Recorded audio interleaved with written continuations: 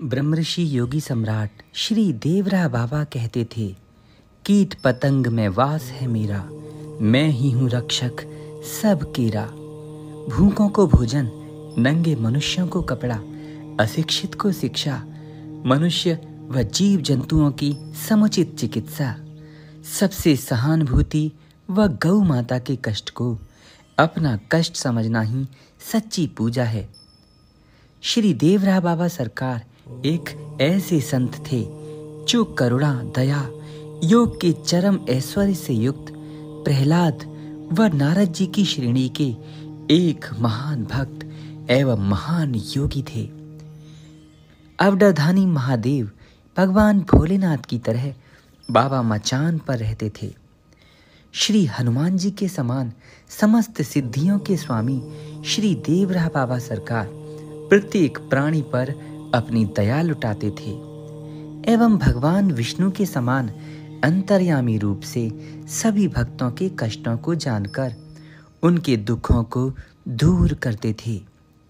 वे कैसे स्वयं को छिपाकर अपना कार्य करके योगिनी एकादशी यानी 19 जून 1990 को सारे विश्व को अपने दुर्लभ आशीर्वाद देकर परम ज्योति में समा गए।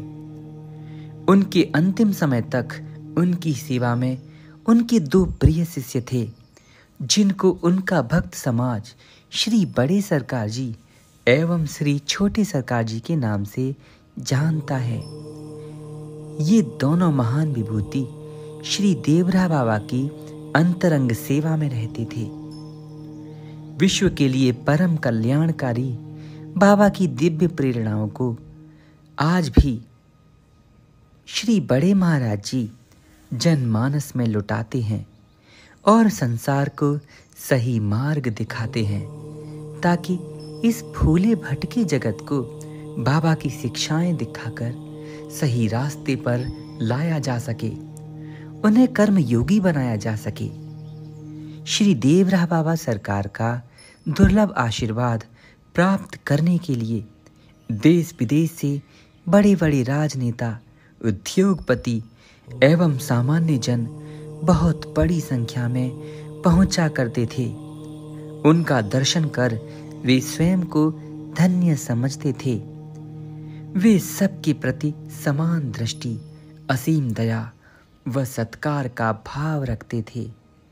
बाबा के दर्शन करने अक्सर जल में से जलीय जंतु और जब बाबा जंगलों में तपस्या करते तो वहां के हिंसक भयंकर जंगली जानवर भी बाबा के पास बच्चे की तरह व्यवहार करते थे। वे उनके पास बैठ जाते, उनके शरीर को सूंघते और उनसे उपदेश भी सुनते थे। इसी क्रम में ऐसा कई बार हुआ जब बाबा ने अमरकंटक के जंगली शेरों को गुरु दीक्षा भी दी। हरिद्वार के जंगलों में हाथियों का भंडारा किया। पालकोट नरेश के जंगलों में जहां उन्होंने भालुओं का भंडारा किया। मिर्जापुर में बाबा ने गधों का भंडारा किया, क्योंकि वहां गधे बहुत कष्ट पा रहे थे। बाबा की कृपा से प्रसाद के रूप में ही उनकी औषधि कर दी गई। बाबा सभी जीव जंतुओं का भला चाहते थे। बाबा कहते, बच्चा, समस्त प्राणी परमात्मा की ही संतान है। अगर प्रभु को वास्तविकता में प्रसन्न करना है तो सबकी सेवा करो, सब में भगवान को देखने का अभ्यास करो। ऐसी दृष्टि परम भक्ति की ओर प्रशस्त कर देगी और ऐसा मनुष्य समस्त दुखों से अनायास ही छूट जाएगा। इसीलिए आज जो भी जहां से भी श्री बाबा को याद करता है, बाबा की कृपा को तत्काल ही महसूस कर सकता है। भगवान को भूलो नहीं, भगवान को स्मृति में बनाए रखो।